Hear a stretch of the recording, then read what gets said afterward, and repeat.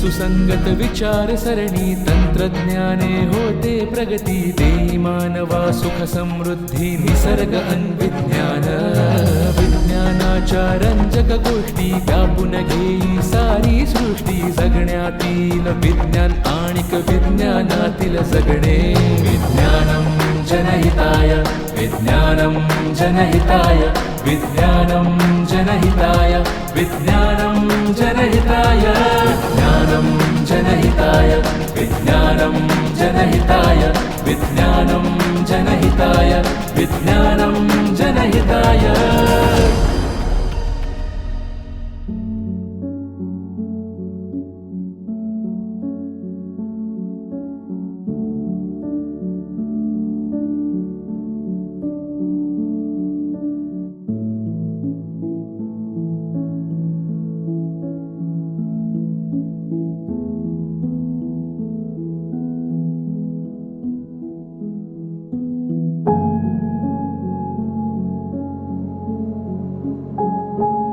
नमस्कार, विज्ञानम जनहिताय या कार्यक्रमामध्ये आपल्या सर्वांचं स्वागत।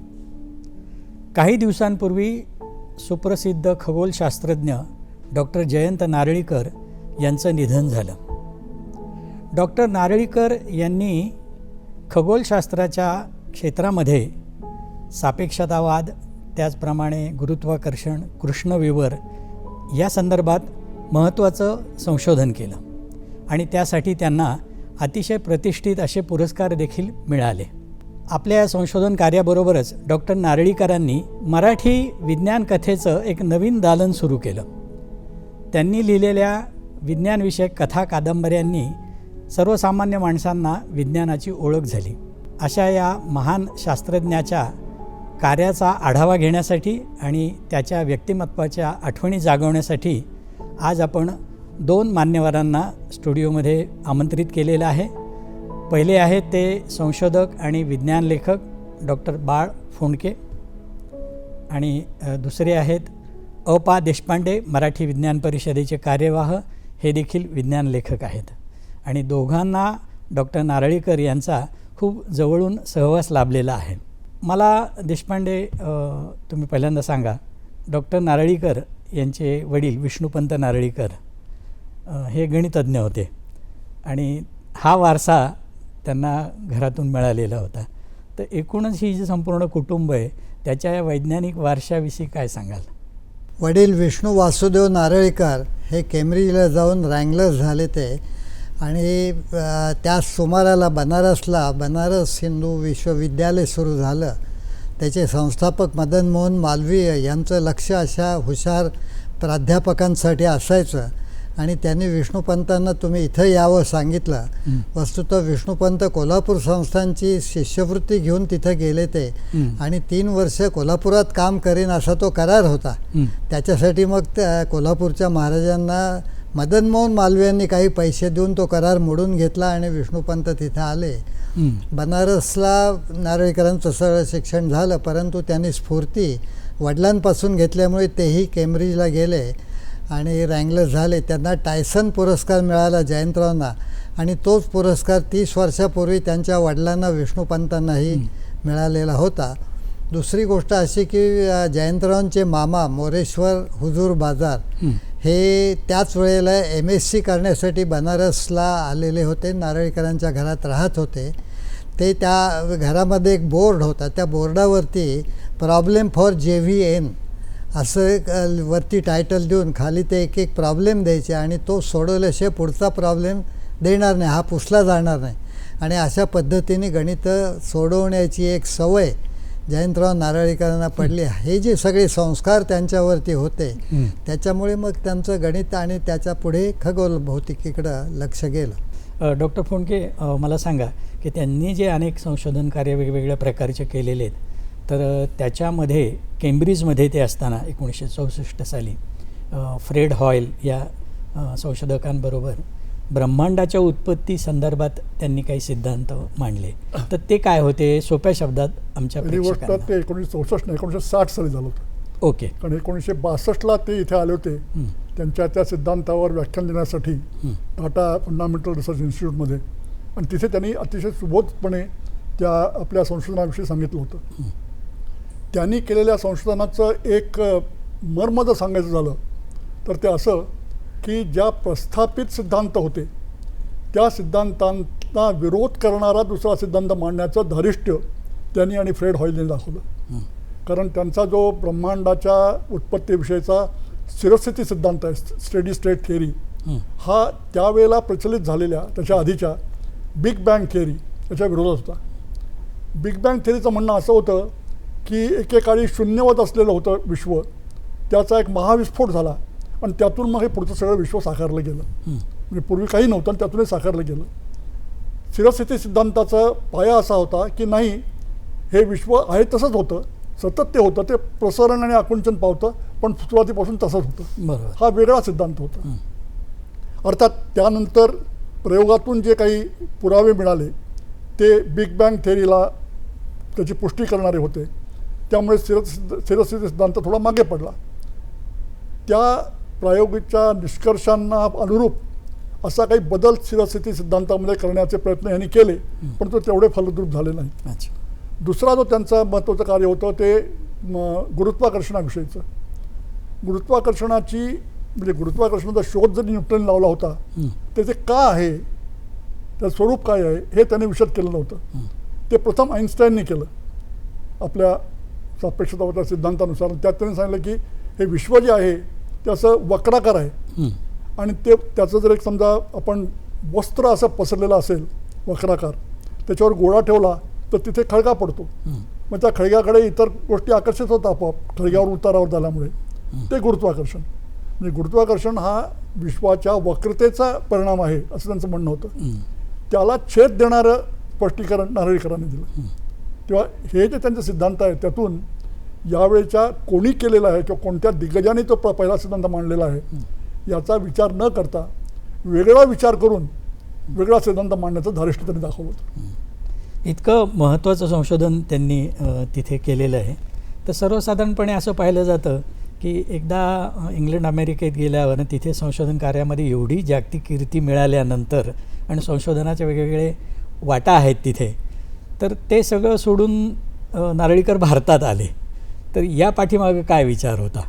दोन कारणं होती. एक, इंदिरा गांधींचं लक्ष असं होतं की आपले जे कोणी लोक आहेत, स्त्री असो पुरुष असो, परदेशामध्ये विविध विषयामध्ये चांगलं काम करतायत, त्यांनी परत भारतात येऊन भारताला मोठं केलं पाहिजे. त्यामध्ये त्यांनी अनेक लोकांना बोलवलं. त्याच्यामध्ये माशेलकर आले, त्याच्यामध्ये नारळीकर आले, त्याच्यामध्ये गोवारीकर आले, फोंडकेसुद्धा त्या सुमाराला त्या तिथं होते. असे सगळे लोक आले. दुसरं कौटुंबिक कारण होतं. त्यांचे वडील नुकते निवृत्त झालेले होते आणि वडिलांच्या वृद्धापकाळी आपण त्यांच्याबरोबर असलं पाहिजे ही एक भावना त्याच्यामध्ये होती. या दोन कारणासाठी जयंतराव 1972 साली परत आले आणि Tata institute of fundamental research उर्फ TIFR इथं ते प्राध्यापक म्हणून काम करू लागले. शिवाय त्यावेळेची परिस्थिती अशी होती की आज जे परदेशाविषयीचं अमेरिका किंवा युरोपमधल्या संस्थांचं आकर्षण होतं ते त्यावेळेला तेवढं नव्हतं. त्यामुळे सगळी मंडळी परत आली. त्यांनी नावं घेतली. नारळीकर आले, माशेलकर आले, गोवारीकर आले. त्याच्यापूर्वी डॉक्टर भाभानी अनेकांना इथं परत आणलं.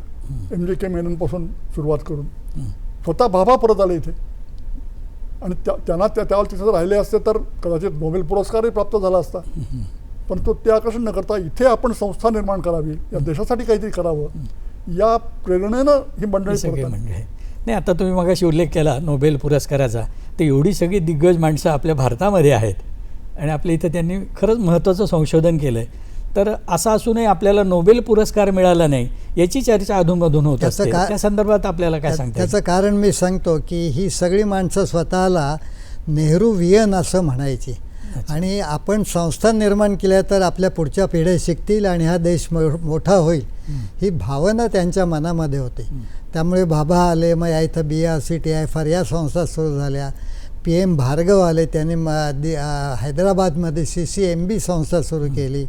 उद्गावकरांनी या इथे होमी भाभा विज्ञान शिक्षण संस्था किंवा भुवनेश्वरला संस्था निर्माण केली. अशा ह्या लोकांनी मोठ्या मोठ्या संस्था निर्माण करून पुढच्या पिढ्यांच्या शिक्षणाची सोय केली आणि त्याचं फलित आपल्याला असं दिसतं की अमेरिका धरून अनेक देश आपल्या इथल्या मुलांवरती अवलंबून आहेत आणि त्यांच्या देशाची प्रगती भारतीयांमुळे होती आहे. विज्ञानं जनहिताय.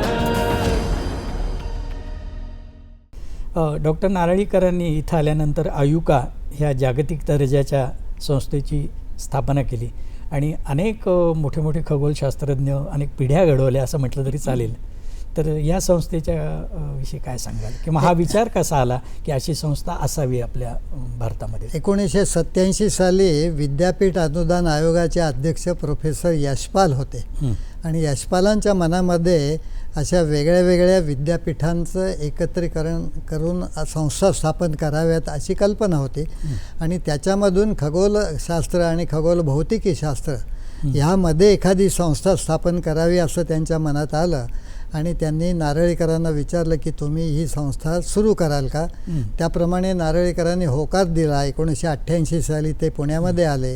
पुणे विद्यापीठाच्या आवारात त्यांना जागा मिळाली आणि त्याच्यानंतर 15 वर्ष ते या संस्थेचे संचालक राहिले 1988 ते 2003 पर्यंत आणि ह्या काळामध्ये ही संस्था जगन्मान्य झाली आणि जगामधले फार मोठे भौतिकशास्त्र खगोलशास्त्रज्ञ खगोल भौतिकी शास्त्रज्ञ त्यांनी या इथं बोलवून PhD करणाऱ्या मुलांना त्यांच्याबद्दलची खगोलशास्त्राबद्दलची माहिती दिली. त्याच्यामध्ये कोण आलं नाही? मार्गारेट बर्बीज आल्या, जेफ्री बर्बीज आले, पेनरोज आले, फ्रेड हॉईल आले, चंद्रशेखर सुब्रमण्यम आले, अशी अनेक माणसं त्यावेळेला त्यांनी बोलवली. त्यांची भाषणं या इथं घडवली. त्यांनी त्यांना शिक्षण दिलं आणि त्याच्यामधून संशोधकांच्या पिढ्या निर्माण झाल्या. 2016 साली गुरुत्वाकर्षणाच्या संदर्भामध्ये गुरुत्वीय लहरी याचं मोठं संशोधन झालं आणि त्याच्यामध्ये आयुकामधले शास्त्रज्ञ संजय धुरंधर यांचा फार मोठा सहभाग होता. असे अनेक क्षेत्र आहेत की ज्याच्यामध्ये आयुकातल्या संशोधकांनी भाग घेतलेला आहे आणि ही संस्था त्यातून मोठी झाली आहे. पण एवढंच नाही, त्यांचा जो 8 कलमी कार्यक्रम आहे त्या शेवटचं कलम असं आहे की त्याच्यामधून विज्ञान प्रसार करणं हा भाग आहे. आणि त्यामुळे दरवर्षी 28 फेब्रुवारी हा जो राष्ट्रीय विज्ञान दिन आहे त्यावेळेला अनेक संशोधकांची भाषणं होतात. पुण्यातल्या अनेक शाळा त्या तिथे येऊन भेटी देतात, तिथल्या उपकरणांवरती ते काम करतात आणि शिवाय त्यांनी अरविंद गुप्तांना बोलून त्या तिथे टाकाऊ वस्तूपासून वैज्ञानिक उपकरणं कशी बनवता येतील त्याचं एक केंद्र सुरू केलं. त्याला सुनीताबाई देशपांडे यांनी पु ल देशपांड्यांच्या नावाने देणगी दिली आणि नारळीकरांची भाषेबद्दलची संवेदना लक्षात घ्या त्या केंद्राला त्यांनी पुलस्त्य असं नाव दिलं की ज्याच्यामध्ये पुलंचं नाव पण आलं आणि पुलस्त्य हा सप्तर्षीमधल्या एका ताऱ्याचं नाव आहे. हो का? अच्छा. आयुकाचा मगाशी आपण उल्लेख केलात तर त्याच्यामध्ये त्यांनी इंग्लंडमधनं न्यूटनला गुरुत्वाकर्षणाचा शोध ज्या सफरचंदाच्या झाडाखाली लागला असं म्हणतात, तर त्या झाडाची फांदी आणून लावलेली होती. तर या संदर्भात काय आठवणी आहेत तुमच्या? मुळामध्ये असं आहे की ते जे झाड होतं ते झाड हळूहळू कालमानाप्रमाणे नष्ट व्हायला लागलं, पण त्याच्यापूर्वी त्याच्या फांद्या घेऊन किंवा त्याची मुळं घेऊन अनेक ठिकाणी त्याचे वंशज निर्माण झाले आणि हे जेव्हा जयंतरावांनी ऐकलं त्यावेळेला पुण्यामध्ये त्यांनी ते मागवण्यासाठी म्हणून त्यांचे गुरु फ्रेड हॉईल त्या सुमाराला पुण्याला येणार होते. त्यांना विनंती केली आणि त्यांनी त्याच्या 2 फांद्या आणल्या आणि त्या पुण्यात लावल्या. पुण्यामधले शेतीशास्त्रज्ञ म्हणले पुण्याच्या हवामानामध्ये सफरचंद होणार नाहीत. नारळीकर म्हणले लावून बघू आपण आणि त्याप्रमाणे त्यांनी आईन्स्टाईन आणि न्यूटनचे जे पुतळे आहेत आयुकामध्ये तिथं न्यूटनच्या पुतळ्यापाशी त्यांनी लावलं. वरती वडाचं झाड आहे आणि खाली त्यांनी ते सफरचंदाचं लावलं, ते जगलं नाही. परत एकदा त्यांनी ते मागवलं आणि ते लावलं, ते मात्र जगलं. आणि लोक म्हणतात की वडाच्या झाडाखाली सफरचंद म्हणजे वडाला सफरचंद आली की काय, तर ते सफरचंदाला फळं आली आणि त्या फळाचे लहान तुकडे करून त्यांनी त्यांच्या कॅन्टीनमध्ये ठेवले आणि प्रत्येकाला त्यांनी त्या सफरचंदाचं दिलं. आज दुर्दैवाने मात्र ते सफरचंदाचं झाड आता जिवंत नाही आहे, परंतु हा प्रयोग त्यांनी यशस्वीपणे करून दाखवला. नाही, पण एक माणूस म्हणून भावनिक त्यांची किती दृष्टी होती त्याच्यामध्ये हे याच्यातून दिसतं. फोंडके सर, विज्ञान कथेचं दालन हे डॉक्टर नारळीकरांच्या विज्ञान कथांपासून सुरू झालं असं मानण्यात येतं अतिशय वेगळ्या पद्धतीच्या लोकांना सहज सोप्या साध्या भाषेमध्ये समजतील अशा त्यांच्या कथा आहेत. कृष्णविवर ही त्यांची पहिली कथा मराठी विज्ञान परिषदेच्या पत्रिकेमध्ये प्रसिद्ध झाली. तर त्यांच्या या कथा कादंबऱ्याविषयी काय सांगाल तुम्ही? विज्ञान कथा हा विज्ञान प्रसाराचा एक चांगला मार्ग आहे असं त्यांचं मत होतं. आणि एका अर्थी ते खरंही आहे. आपल्याला गोष्टी ऐकायला आवडतात, इतिहास नुसता वाचायला आवडत नाही, पण ऐतिहासिक कथा आपण वाचतो. बरोबर. तर त्या दृष्टिकोनातून विज्ञान कथा हाही एक चांगला मार्ग आहे अशी त्यांची भावना होती. आणि विशेषतः त्यांचे गुरु फ्रेड हॉईल हेही विज्ञान कथाकार होते. त्यांनी चांगल्या विज्ञान कथा लिहिल्या. ब्लॅक क्लाउड ही त्यांची फार गाजलेली विज्ञान कथा आहे. तर त्यामुळे ती प्रेरणा घेऊन त्यांनी ही विज्ञान कथा इथे रुजवण्याचा प्रयत्न सुरू केला. त्याच्यापूर्वी विज्ञान कथा लिहिल्या जात नव्हत्या असं नाही, परंतु त्या केवळ एक बालवाङ्मय आहे किंवा अद्भुत कथा आहेत असं फॅन्टसीकडे म्हणून वळणाऱ्या. लोकांनी त्यांच्याकडे दुर्लक्ष केलं होतं. वाचकही नव्हते आणि त्यामुळे संपादक आणि प्रकाशकही नव्हते. तो प्रवाह मोडून आधुनिक मराठी विज्ञान कथेचं बीज त्यांनी रोवलं. कृष्णविवर ही त्यांची पहिली कथा. त्यांच्या कथेचं एक वैशिष्ट्य सांगता येईल आणि ते मला वाटतं जास्त महत्त्वाचं आहे की ते का मराठीत रुजलं, मराठीत त्यांना वाचकांचा नंतर प्रकाशक आणि संपादकांचाही का एवढा प्रतिसाद मिळाला. याचं कारण म्हणजे त्या विज्ञानाच्या कथा नाहीत, त्या माणसाच्या कथा आहेत. विज्ञानातील नवनवीन संशोधनाचा, निरनिराळ्या आविष्कारांचा मानवी जीवनावर, वैयक्तिक, कौटुंबिक, सामाजिक आणि मुख्य म्हणजे भावनिक जीवनावर काय परिणाम होतो याचं चित्रण करणाऱ्या त्या कथा आहेत. कृष्णविवर त्यामध्ये कृष्णविवरचा सिद्धांत आहे, तो मूलभूत एक गाभा आहे त्याचा, परंतु त्यामुळे दोन मित्रांच्या आणि त्यांच्या कुटुंबांवर काय परिणाम होतात, त्यांच्या मैत्रीमध्ये काय बदल होतात याचं चित्रण करणारी ती कथा आहे. त्यामुळे ती अधिक भावली. बरोबर. तसंच त्यानंतरची त्यांची जी एक कथा आहे फार गाजलेली, उजव्या सोंडेचा गणपती, हो, त्यामध्ये असा भौतिकशास्त्रातला एक सिद्धांत घेतला होता की मूलभूत कण जे असतात आपले त्यांच्यावर संस्कार करून त्यांचा एक जर झोत निर्माण केला आपण, तर त्या झोतात सापडलेल्या व्यक्तीचं त्याच्या आरशातल्या प्रतिबिंबात रूपांतर होतं. म्हणजे डावऱ्याचा उजवा होतो, उजव्याचा डावरा होतो. हे सूत्र घेऊन त्यांनी निवृत्तीला आलेल्या एका उजव्या हाताने गोलंदाजी करणाऱ्या गोलंदाजाला एकदम तो डाव्या हाताने गोलंदाजी करायला लावतो आणि त्यामुळे प्रतिपक्षाची बंबेरी उडून एक महत्त्वाचा विजय तो मिळवून देतो आपल्या संघाला, त्याचं चित्रण केलं होतं. म्हणजे ती माणसाची कथा होती, त्या गोलंदाजाची कथा होती. आणि एक मला सांगायला आता आवडेल आहे, कारण ती कथा वाचल्यानंतर मला जीवशास्त्रामधल्या अशाच एका प्रमेयाची आठवण झाली. आपल्या प्रथिनांचे घटक जे असतात अमीनो आम्ल, त्यांचे दोन असे अवतार असतात, उजवा आणि डावा. परंतु सगळ्या सजीवांच्या शरीरामध्ये फक्त डावाच अवतार वापरला जातो. अच्छा. तर मला अशी कल्पना सुचली की मग उजव्या अवतार असलेला एखादा सजीव निर्माण झाला तर काय होईल. आणि त्यावर मी कथा लिहिली त्याच शीर्षकाची, उजव्या सोंडेचा गणपती. अच्छा.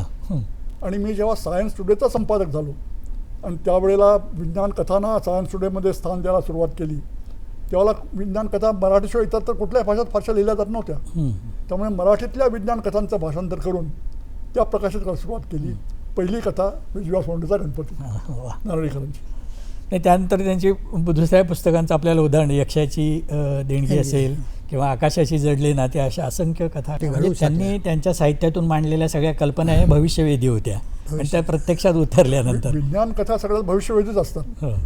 त्या प्रत्यक्षात उतरतील असं नाही, त्या उतरल्या नाहीत म्हणून त्या विज्ञान कथेचं मोल काही कमी होत नाही. परंतु यांचं वैशिष्ट्य असं की त्यामुळे मूल्यवर्धन झालं. बरोबर. त्या प्रत्यक्ष झाल्यामुळे. एक गोष्ट मला मुद्दाम सांगायची की ह्या ज्या कथा आहेत म्हणजे दुर्गा भागवत, पु ल देशपांडे आणि पोभा भावे यांनी आपल्या साहित्य संमेलनाच्या अध्यक्षपदावरून नारळीकरांच्या कथांचा उल्लेख केला गौरवाने. आणि शिवाय असं सांगितलं की त्या निमित्ताने मराठी साहित्यामध्ये विज्ञान कथांचं एक स्वतंत्र दालन उघडलं गेलेलं आहे. म्हणजे ही जी काही एक मोठी देणगी मराठी विज्ञान परिषदेने सुरू केलेल्या स्पर्धेमधून आणि नारळीकर, फोंडके, घाटे, लोंढे, जावडेकर या लोकांनी जे पुढे नेली ही ध्वजा, त्याच्यामधून हा एक नवीन प्रवाह मराठी साहित्यामध्ये सुरू झाला, याचा खास उल्लेख केला पाहिजे. आणि त्याचं श्रेय नारळीकरांकडे जातं. आणि त्याचं श्रेय त्यांना मिळालं अशा दृष्टीने की साहित्य संमेलनाचं अध्यक्षपद त्यांना मिळालं. बरोबर. एक शेवटचा प्रश्न आता तुम्हाला विचारतो की वैज्ञानिक दृष्टिकोन असलेला शास्त्रज्ञ होता, तर त्यांनी आयुष्यभर फलज्योतिष, कर्मकांड, अंधश्रद्धा वगैरे यांचा सगळा विरोध केला. तर याबाबत त्यांचे काय विचार होते? त्यांचा फलज्योतिषाला विरोध होता. त्यांनी काही या बाबतीत जाहीर विधाने केली होती. एवढंच नाही तर त्यांनी एक असा प्रयोगही केला की 100 जणांच्या कुंडल्या त्यांनी या फलज्योतिषांकडे दिल्या. त्यात हुशारी मंडळी होती, मतिमंदही होती, मध्यमची होती. तर सांगितलं या कुंडलीवरून तुम्ही भाकीत करा ही मंडळी कोण आहेत म्हणून. ते आव्हान कोणीही स्वीकारलं नाही.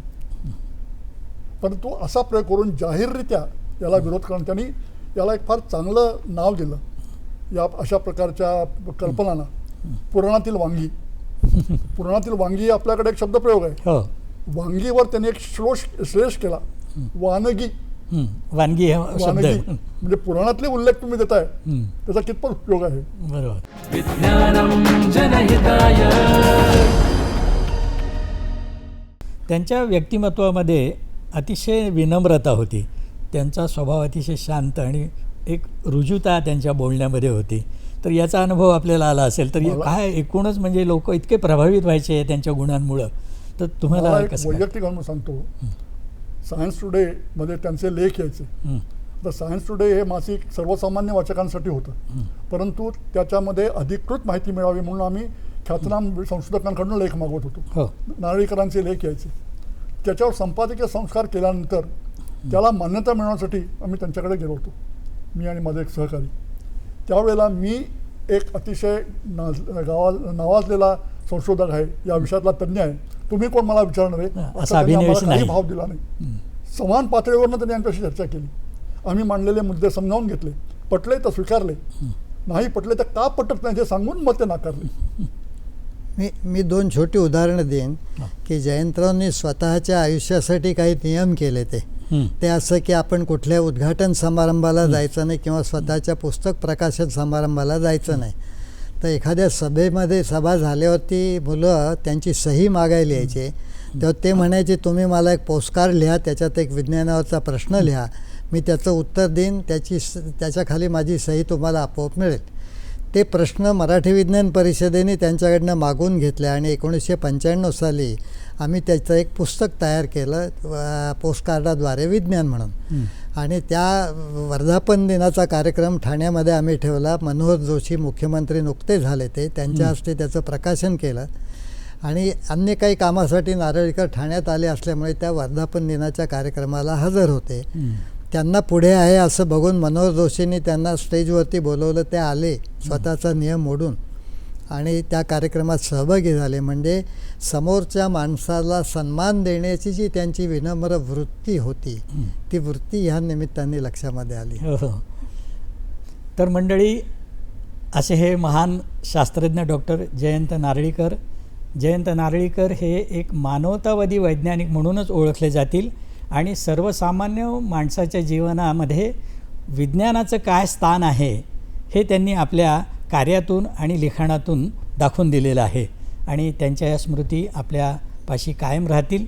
आज तुम्ही दोघंजणं आमच्या कार्यक्रमामध्ये आलात आणि डॉक्टर नारळीकर यांच्या व्यक्तित्वाचे अनेक पदर उलगडून दाखवलेत.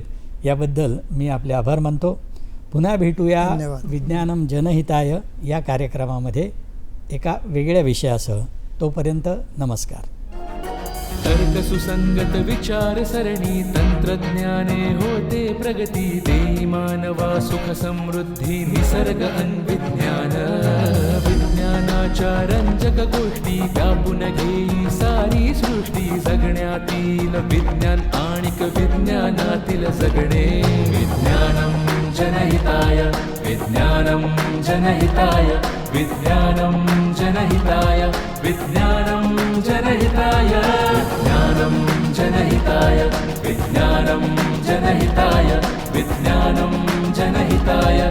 विज्ञानम जनहिताय.